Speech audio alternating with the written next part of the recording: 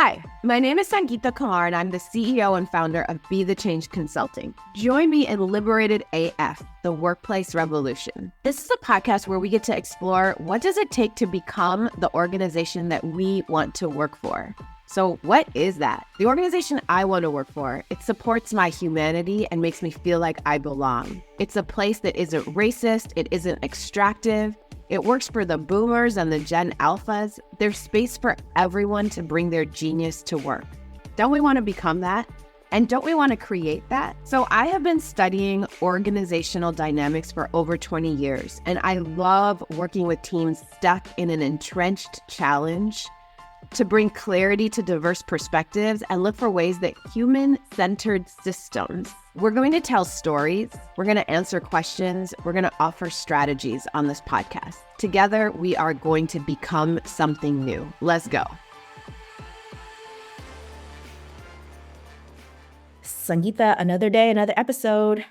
Let's go. Let's revolutionize the workplace. What we got today? AF. We got a lot. I mean, I have something that I'm going to bring to you because,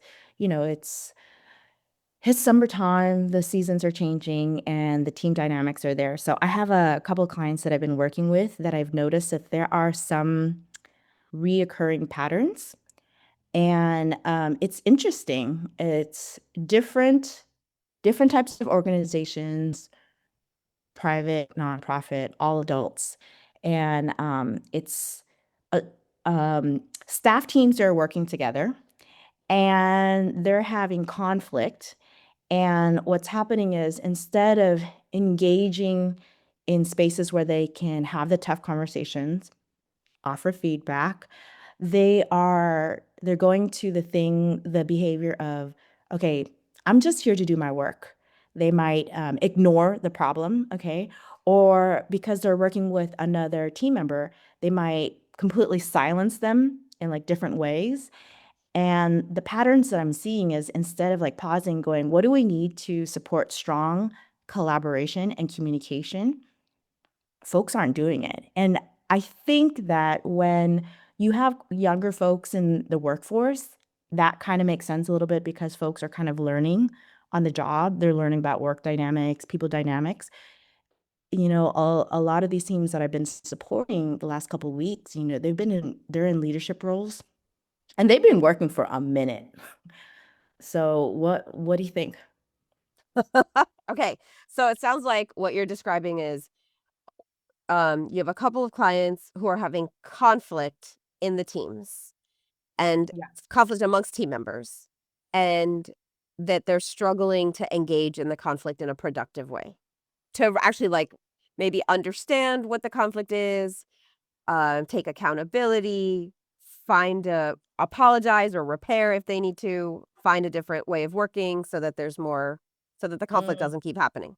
Right. So that's kind of what you would hope to see. I would, And that you're not seeing that. They're getting stuck. I think that when you say the conflict, yes to conflict, I don't even think that there is a desire for engagement, because when I'm, sitting in these calls and listening and kind of understanding what the conditions and also trying to understand the climate and culture, what I'm hearing is that a lot of folks, they just don't want to engage. And then they kind of default to the thing of like, well, I'm just here to do my job. Like I'm not here to pause and engage in a difficult conversation. Like, okay, can you make it specific? Give us an example, either a real example or like maybe you could just kind of make it up so that there's a little anonymity. But just so we could get a picture of what you mean by engaging and what you mean by silencing or shutting down. Okay, so this one particular organizations, they communicate with one another on walkie-talkies. Okay.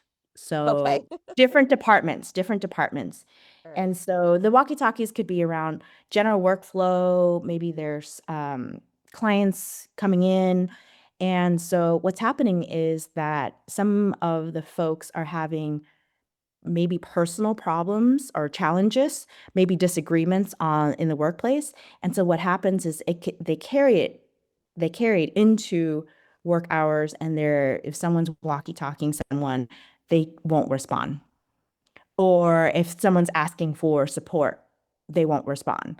And so when their supervisor are naming, like, this is how we collaborate, the people would just be like, well, like, I'm here, I'm just doing my job. But your Oh, job I is to see. but your job is to communicate with your team members.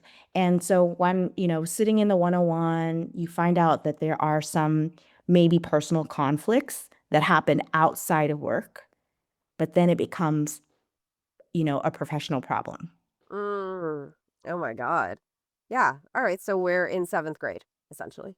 Yeah, I want to say seventh, eighth, ninth, 10th, 11th. Yeah, and it's Apologies to all the phenomenally skilled middle schoolers out there who are like, wait, we wouldn't have that drama just sit there between us.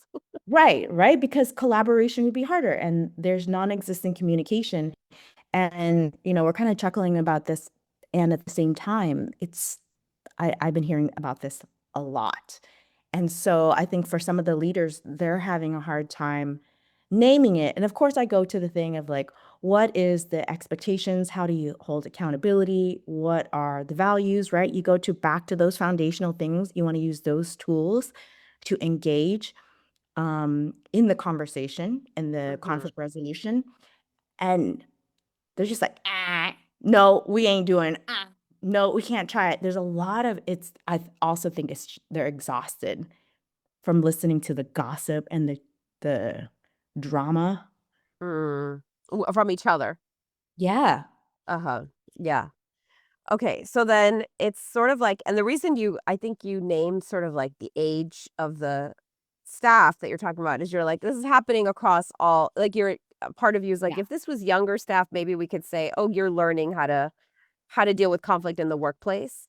But this is happening with like people of all ages. So maybe that grace of like, oh, you haven't learned it yet. It's now we're like maybe at a place of, uh-oh, you actually don't have the skill set, or Yeah. you have a belief that you're to be professional. Like that's an interesting thing, Mhm. right? I'm just here to do my work, but you're not responding to a request coming in on a walkie-talkie.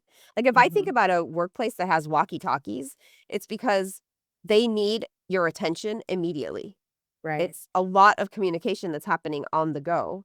And so and it's like the point of a walkie-talkie, like walkie-talkies are annoying, right? Like you're Yeah. like it doesn't create a good workplace ambiance to like have somebody walking around and then it's just like you hear the static and then like a voice comes on, it's a disembodied voice, it's coming out of someone's like hip Mm. and like for anyone who's around, that isn't relaxing. Like a more relaxing communication would be like I'm sending you a text, respond immediately, but I'm sending you a text. Or I'm sending you an email, respond when you need to. Or I'm going to pick up the phone and call you. A walkie-talkie is a whole different level of, it is that is a symbol of like, we need to be in constant communication because I require you in order to do what I'm trying to get done.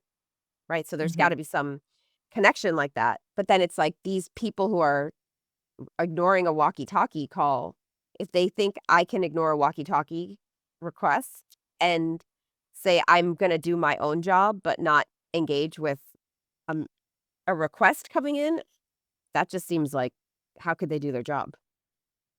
Yeah, and I'll give you another example. Again, a pattern, right? So it's not just one organization, but a few. So same climate and culture, same unhealthy patterns. The teams would be in staff meetings or trainings, and they would stay silent. So questions are being asked either by the leader or the trainer, the person who's doing the professional development, and their response would be like, "Well, I'm here, I'm listening." So they won't participate because they don't want to engage with the other person. They won't engage in the activity. They won't engage in the reflection. Or a few of these teams will talk about when they have these event debriefs, to talk about what could we do better, and they won't share at all. So what's happening is they're literally not talking, right, on the walkie-talkie or in person, and there's just it's not just, right? It's the climate is and culture is non-existent. Actually, no, there is climate and culture. It's unhealthy climate Mhm. and culture. And so even the leaders, um, their hands are up in the air. They're like, this is exhausting. I'm doing all the talking. Mm. Mm. That is bizarre. It's bizarre that's happening to more than one Yeah. organization. I mean, sounds like a version of quiet quitting. Remember Oh, that was like the rage of people who are like, yeah, I'm gonna just do, but it's different, right? In mm, quiet quitting, it was like, I'm gonna do the bare minimum, show up, do my job, but like I have a whole life outside of work and I'm gonna stop acting mm. like work is the biggest part of, which like some of that is healthy Yeah. to recalibrate, right? Or I guess it could be healthy if you're recalibrating what is my orientation to work or how much of my sense of belonging and dignity do I need to get from my workplace? Maybe there was some of that shift that happened in the pandemic at least.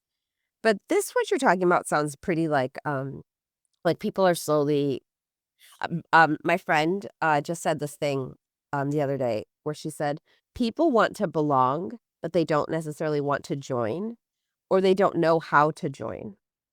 Like we've lost some skills of, and it sounds like that might be what's happening.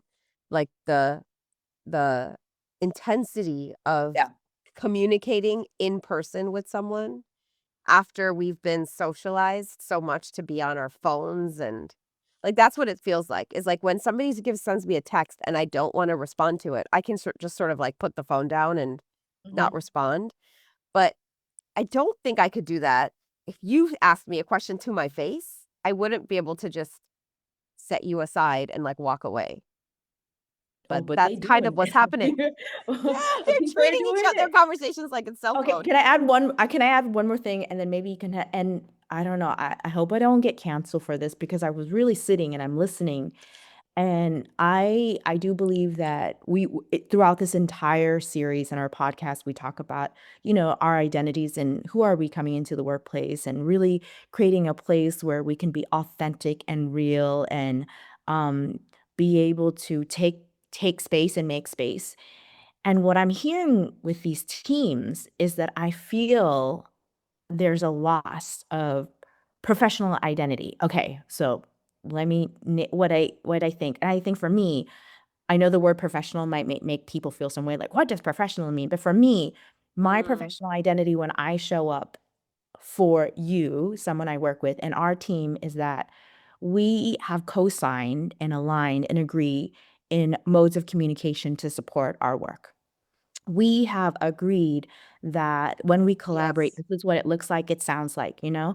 And we have agreed that when things get hard, these are the tools that we can lean on to have those difficult conversations. And you're absolutely right. I do think that, for us, working on and we're using tools like texting or emails or the walkie-talkies, our digital identity of how you can be like, "Nope, I'm not answering right now," or if I'm on WhatsApp and I don't click on that two blue things, like, 'cause there's a way that you can turn that setting on, and if you read it, I'm like, "Oh, I know the Sangeeta read it." I cannot turn that on because maybe I don't want people to know that I read it, or maybe you can't. Anyways, but you know what I mean? That's what Yeah. I'm thinking is Don't happening don't too. get too much into the tech because we will end up Yeah, revealing that we both have you and I are like, lemons. "Ah." So Yeah. so those are the 2 things, right? One Yeah. is that professional identity, and 2 is, yes, to what you mentioned, is there's that also that digital identity and what people are comfortable with, and it's Mm. kind of all tangled together. Yeah. Oh, I remember also like there was like a couple of clients that we had once that were like really I've had clients that I think this has happened a couple times where like I've asked people to do something in a training, like a skit or to try like a scenario Mm. and they felt so offended at the Mm, request because they were just like this is inappropriate and I was like, "Wait, what? I've been doing scenarios and like role play and trainings, since I was like in high school." yeah. And they were like, "No, this is like how could you ask us to put ourselves out there like this?" It was so vulnerable and such a that request wasn't like a creative like jump in and try something and we won't make fun of you if you fail. Of course, you're doing it for the first time. Let's just try it and see. They were just like, how could you ask me to put myself out there like this? And so I think there's also that, like, the intolerance that not everybody I think has, but there are definitely people who are losing their tolerance for what feels like a normal level of like that doesn't feel like a vulnerable thing to me.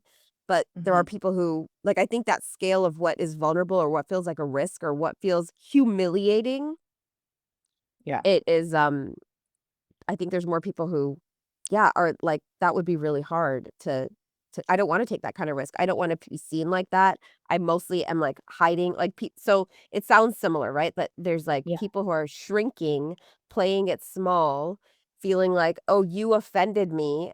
That offense was maybe to me, like, that wouldn't have been a offensive thing to say or do, but let's say it lands on you as offensive, and so you're like, how could Sangeeta have treated me like this? I'm not gonna respond to her call on a walkie-talkie. She's not safe to engage with. Mm. She's not worthy of my time or my energy. I can't work with her. So, like, that need for a boundary then, Mhm. right, is, like, how sensitive you are. I might get canceled for saying it like this, so maybe I we're know this might be struggling an for episode where we're learning together. we're trying to figure out how to describe Yeah, it. we're trying to figure out how to do this. But the sensitivity um, scale. So let's imagine that's a thing, right? On that vulnerability Yeah. meter. If I'm more sensitive, I need more armor or it's going to hurt all the time. If you're sensitive to the sun, you need more sunscreen. I'm with people, right? So it's like, what Yeah. is what could hurt you? If you know it, then you take precautions against that. And so I think that is like, if we were like starting from the human centered place of what's happening to that person who's ignoring a walkie talkie request, that is a clear, urgent request, that is a clear symbol of like when this walkie talkie goes off, it's going to be so annoying and disruptive. Like for you to turn it off or not respond, that's a choice. Like Mhm. that is you can't say, oh, they didn't know that that they were supposed to respond. They have to know. They were given a tool that's gonna, like, be so disruptive that it's gonna force you to know that you have to respond. Mhm. So if we're like, why are they making that choice? Like, what is it? How is it serving them?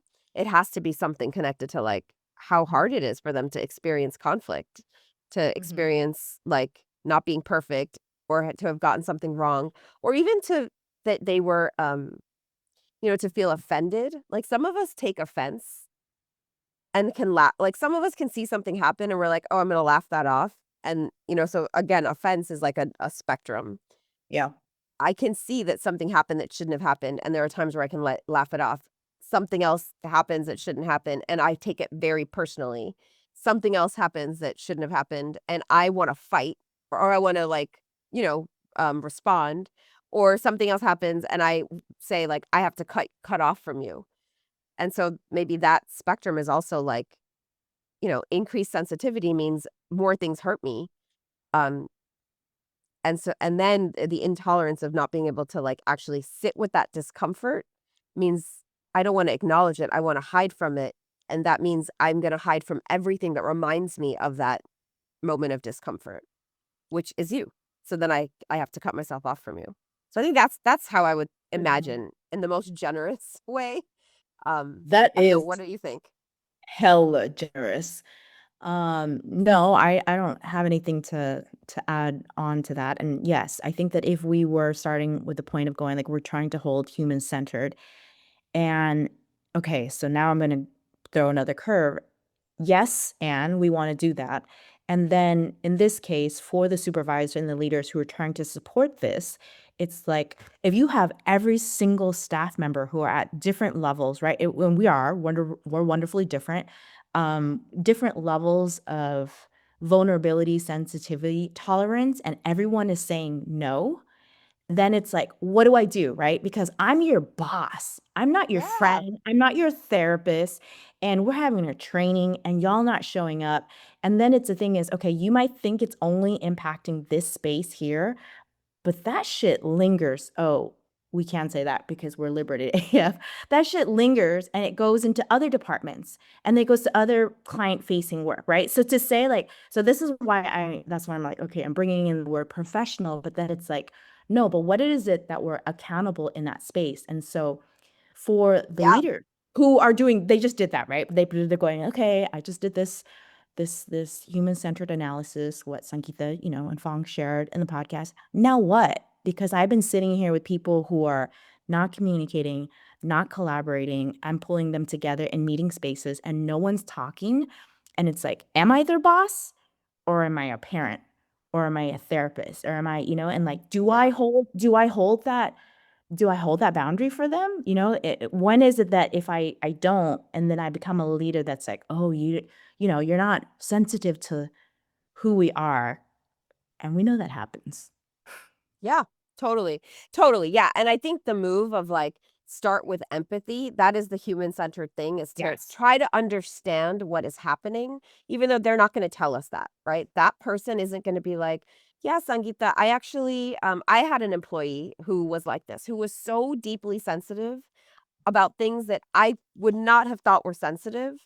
And she could never say to me, you really hurt my feelings or offended me or scared me. Now, years after we've stopped working together, I really think she was terrified a lot of the time because she just had like a Mm. high level of anxiety, a high level of perfectionism in her head. And it just kind of stunted her ability to communicate clearly what she wanted or needed. So the starting with empathy to me is like a move of generosity from the leadership. Like, we're like, okay, here's a situation. Let's begin by not judging and canceling the people, right? It's like give them Okay. as much like generosity and love to try to understand what's going on with them. So I think we start there. And then we can ask ourselves like, does my workplace, so we could name this as diversity, right? This is a different way of approaching something.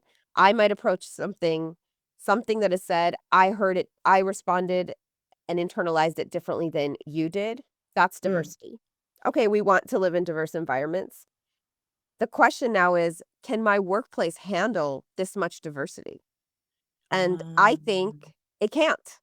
Like, this is mm. actually like it isn't a this isn't a place for you to get to have a preference, like the walkie-talkie goes off, you have to respond. That's the job. And so now it's not about you don't want to do that. Now the human-centered thing is either you don't want to do that or you can't do that.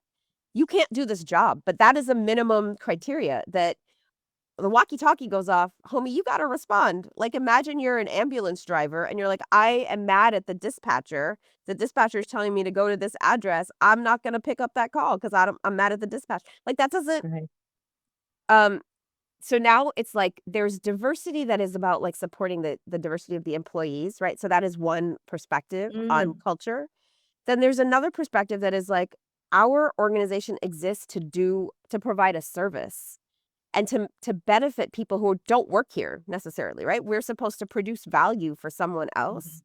Mhm. And that behavior now of like, I'm too mad at you to respond to this call or whatever, or I want to treat this communication tool as though it's a cell phone. Like, I don't understand the difference between interpersonal, or I'm being sent to a training that is there for me to like invest in me and to grow me. But I think that learning is just passively watching when I'm being asked to engage.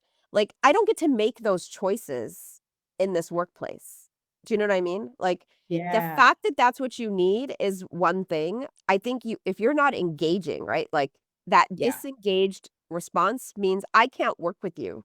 Like, you can do human-centered stuff if it's what you need is equally valuable to what I need, and that's equally valuable to what the system needs. And it can't be about preferences.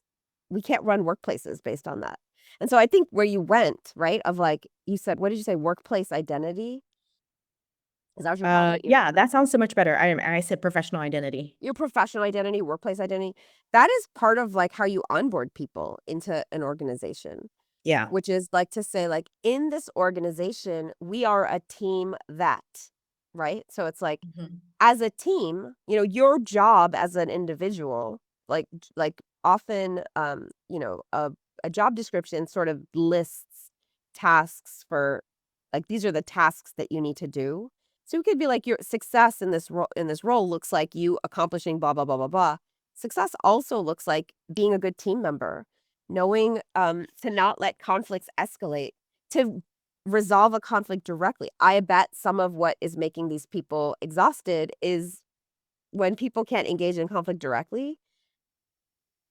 I don't know, 7 times out of 10, they're probably talking about that conflict to other colleagues and Mhm. spreading toxicity, right? And, like, Mhm. now everyone's talking about problems, and when you spend a lot of your energy talking about a problem, like, admiring a problem almost, like, it becomes like, that's where gossip gets its power, right? It's kinda juicy to, like, talk about, like, "Oh, here's what's, like, messed up or dysfunctional," or, "Could you believe that so and so did?"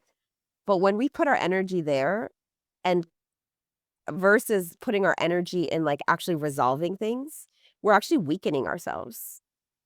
We're decreasing our locus of control because what we're training ourselves to do is complain and vent versus um, connect, resolve, hold accountability. Mm. And so I think we have to, like, acknowledge in a workplace that has a lot of gossip, people are practicing a very dysfunctional and low form of connection. And it will break the culture. Like you're saying, the culture is a toxic culture in those conditions. So that's kinda how I Man. would diagnose, like, first, like, okay, we could start with they're not bad people. No. There are things that they get to learn, but the way that they're operating, it's not okay. So that is also fine to say, right? I don't think Mhm. it's an invalidation of a human being to say that behavior is not okay. Mhm. Mhm. And to then be able to say, "This is a minimum qualification of the job. And if you don't Woo! wanna do it, that's up to you. Like, now you get to make the choice. I want you to have the choice that you wanna make. If you stay in this job, you have to pick up the call when we call you. You don't get to stay silent. You have to engage in Mhm. a training. The places where we say video cameras on, you have to show up with your video cameras on.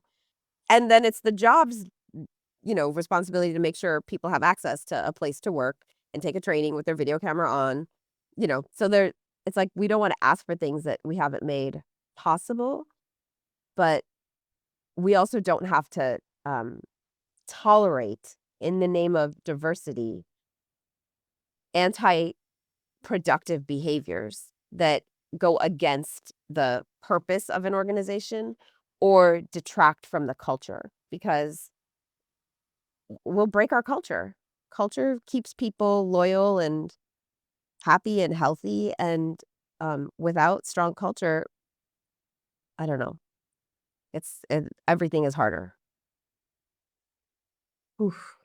What do you think? Anti Anti-productive culture, that I'm gonna write that one down and be I think, okay, so I think, being doing the thing as a leader and going, "Okay, what are the needs of my staff members?" and being human centered helps me de-escalate how I'm feeling, if I'm feeling hot, and if this is consistent, right? That totally makes sense. I think you sharing that, what are the, um, when you're talking about the anti-productive culture and being able to name out, we don't do these things. This is not okay. You made it sound so easy, and I feel like when I'm engaging with a lot of the clients I work with, the leaders, that's the hard part. They're afraid to say, this behavior is not okay. This behavior is not part of our culture. Even though that's clear. Clear is kind. Why do you think it's so hard for leaders to do that second step? Right? First, you could do probably the human center, and you're like, okay, what are the needs of this person? There's probably some things that the conditions that's making them feel that they don't have a level of comfort to participate, yada, yada, yada. But then that second part of being really clear to say, okay, I see that, and this behavior is not okay. Why is that Mhm. so hard? I mean, I think like you said, like, um, this is no longer about, like, how old you are or how much tenure you have in the organization. I think this is a cultural phenomenon that it is getting harder and harder for us to actually engage with one another. Yeah. And, I think, like, just like the vitriol in this country has, like, Yeah. It's a symbol that we are afraid of, like, actually driving into, like, conversation. And it, Mhm. I think internet culture sort of lets us shout in anonymity, um, and, like, kind of put our toxicity out there. But when it really comes time to, like, let me work with you to, like, um, stand shoulder to shoulder with you, look at a problem and figure out how to resolve it, um, y that's not necessarily in our practice anymore. So I have a lot of empathy for leaders now who are Yeah. like, "This is scary. I don't wanna get canceled." There are more staff than me, So, like, if Mhm. they're already talking smack and the culture is weak, that means the toxicity has a lot of power. And the way to combat that kind of toxicity when it gets to this place, if you are a leader who's like, "I want to lead with, like, I wanna have a nice culture." I can this resonates for me. I wanted to be, like, the, liberatory leader, which I thought meant I treat people with a lot of respect, and I never have to have just uncomfortable conversations because it like, I remember this quote, it's an Adrienne Marie Brown quote, "When you trust people, they become trustworthy." And so I was like, "Oh, I'm gonna, like, operate from that place." That kinda screwed me up because. But there was another quote when what did you used to say too? I remember you saying that, and you used to say, "If they show you who they are." Yeah, when people show you who they are, believe them. I think it's an Yeah. Oprah quote or someone. No, I don't think it Maya was. Angelou? I think We're okay, yo, butchering you and I our are definitely. references. I hope we're getting canceled today. This last episode, so we don't know who we're quoting. We're just throwing stuff out there. We're super imperfect and much love to all the shoulders that we're standing on. For sure, for sure. No, and okay, thank you for But naming those are that. two things. I Yeah. love those two together. Like when people show you who they are, believe them. If someone's showing you that they're not ready for a lack of like to if we think micromanaging or like we use this arc of staff development and Mhm. like supervision, we go supervision, then manage, then coach, then thought partner. And so I wanted to treat everyone like they were my thought partner. Yeah. That is the easiest for me. And it's actually great for me if you could just do your job as I expect you to, and for me to never have to give you any feedback. Like that is also my preference. I think that is most people's preference. I know a couple of people who I think feel a sense of power by critiquing other people and like micromanaging and like coming Mhm. down on. So I know that is a boss kind of behavior. But I think there's a lot of us that would prefer to sort of be like laissez-faire, easy breezy. You do your work, I do my work. Come to me when there's a problem, but in general, like let's kind of be more on friendly terms. In this case, that is not going to work. Yeah. This treating people as though like we could all be friends. If you see someone and the reason I think to start with that compassionate diagnosis is then I can say, okay, what is my job as a supervisor? As a employee, as a team member in this company, this behavior is anti-productive and I hate it and it's a problem for me. And if I sit there, I'm going to judge it, I'm going to critique it, I'm going to go back to that admiring the problem where there's nothing changes when we admire problems. If I want to actually have something productive happen, I get to say, "Oh, I am trying to be really laissez-faire about this. That's not what this person needs. This person doesn't understand that this not responding to the walkie-talkie it's not an option as a strategy for a personal boundary. If you need a personal boundary with this person, um, we have to find a different way for you to get Yeah. safe with this person. You not responding to that call is not the strategy. But the fact that you don't feel safe with this person, we could deal with that. And let's talk about what happened. How are we going to resolve it? Because you have to work together. The the the the problem, right, that you are struggling to work with this person doesn't have to be the whole problem. The problem is you don't know how to repair that relationship enough or create enough safety for yourself that so that you can continue to pick up that walkie-talkie. That picking up the Mhm. walkie-talkie is a minimum expectation. You're going to pick up that walkie-talkie feeling good or feeling bad. I would love for you to do it feeling good. But you can't work here if you're not going to pick up that walkie-talkie. Mm. I want to work with you to make sure it feels good when you pick it up. Right? So I think that's where you can coach. But the supervise, right? The behavior that I get to reinforce is you got to pick up that walkie-talkie. And I do think it can be hard, but it gets a lot harder if we don't force ourselves to have those hard conversations.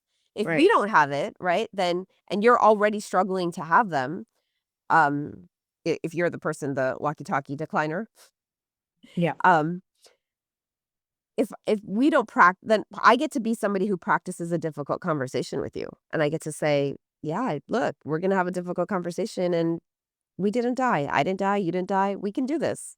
We can build our capacity to do this. Mm. Gotta pick up that walkie-talkie. And Yeah. then we get stuck. I know that this is going to be a thing, right? We can't fire everybody who isn't perfect. But we do need to set minimum expectations and Mhm. like be in dialogue with people. So you can't take a person who doesn't want to engage and then disengage with them. Mhm. Nothing will change. It will only get worse. Like that You is have just to have engagement. Yeah, you have to have yeah. engagement. Yeah, it's spot. This is so good. This is so good. I was writing down some of these notes, and I was thinking like, what's this episode gonna be called? And there's so many great ones. We can't all be friends. Don't admire the problem. Squash Mhm. workplace gossip.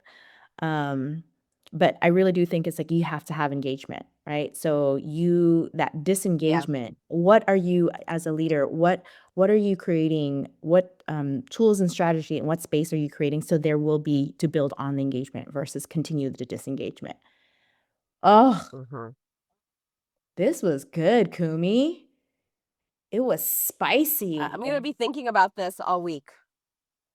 Yeah, and I think we are very privileged in our work, that people trust us. And I think that when people come, our clients who come and they are having a moment where they're kind of understanding what are the root cause analysis, we are from a place where we can say, okay, what is it that you need? What is it that you see? And then we can offer, let's just take a moment and like be human centered. And what do you think this person needs? So I do think that because we're outside of the challenge, the problem at hand, we can have that clarity.